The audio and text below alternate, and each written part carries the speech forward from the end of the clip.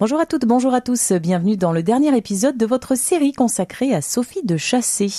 Organisatrice de jeux pour petits et grands, elle pratique son activité depuis 6 ans et 5 mois à Lyon et dans la région. Bonjour Sophie de Chassé. Bonjour. Alors après 6 ans et 5 mois passés à la tête de votre entreprise, on a vu que devenir indépendante, se lancer, ce n'est pas une mince affaire, mais vous y êtes parvenue. Vous avez avec vous également votre associé. J'imagine, mais vous allez nous le dire, que vous avez des projets, des envies, des ambitions pour votre structure à l'aube de la 7e année. Ai-je raison ? C'est ce qui nous anime en fait, c'est d'avoir sans cesse de nouveaux projets. On aime créer. Dans les perspectives à court terme, on a 2 jeux de piste publics qui vont avoir lieu au mois de juin. Un jeu de piste en association avec une librairie, la librairie La Virevolte, dans le 5e arrondissement. Et un jeu de piste pour Caluire, la ville de Caluire, qui organise sa fête du jeu et qui nous a demandé un jeu de piste sur le thème « Bouger dans mon quartier ». Et puis, on a un jeu de piste fraîchement sorti sur le 6e arrondissement. Et à venir, c'est d'autres jeux, d'autres activités, le fait de développer aussi notre partie team building et pourquoi pas proposer à toutes les villes et villages autour de Lyon d'avoir leur propre jeu de piste. Combien de temps vous faut-il pour créer un nouveau jeu de piste ? Tout dépend de la durée du jeu de piste à la fin et du territoire. S'il est plus ou moins escarpé, s'il est plus ou moins étendu, ça peut varier entre 3 à 4 jours. Et concrètement, ça veut dire que vous allez sur le terrain ? Oui, on va repérer le terrain. Donc vous puisez vos idées sur place ? Oui. Est-ce que vous imaginiez être là où vous êtes aujourd'hui, il y a 6 ans et 5 mois ? J'ai l'impression que c'est un oui. Oui, c'est encore plus chouette que ce que j'avais imaginé. Vous aviez imaginé quoi ? Pouvoir toujours créer plus de jeux de piste qui donnent envie à nos clients de passer du temps ensemble.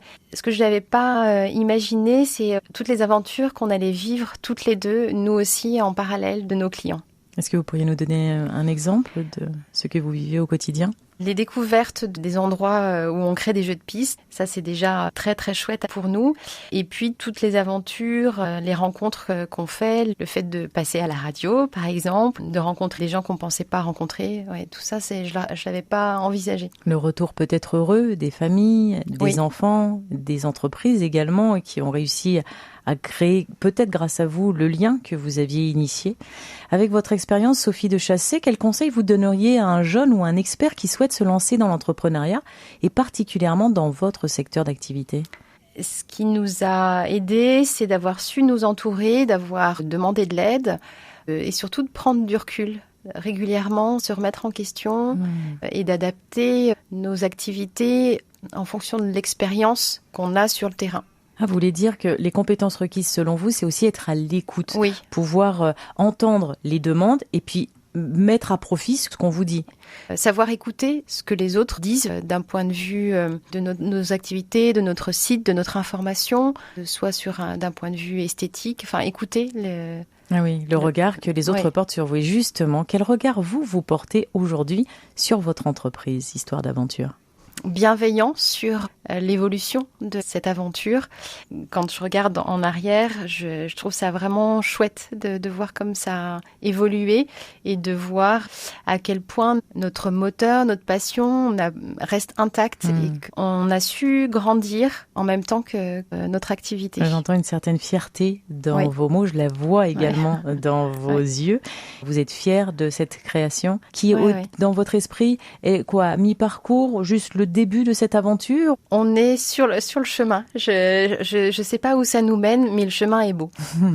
Alors vous en profitez. Merci beaucoup Sophie de Chassé.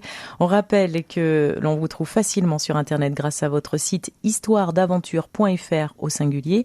Merci d'être venu nous présenter votre entreprise, Histoire d'aventure. On vous souhaite de jolies choses encore pour de nombreuses années à venir. Merci beaucoup. Vous pourrez retrouver cet entretien dans son intégralité sur le site rcf.fr et rendez-vous la semaine prochaine pour un nouveau numéro de votre magazine Mon Parcours, Mon Entreprise. À lundi.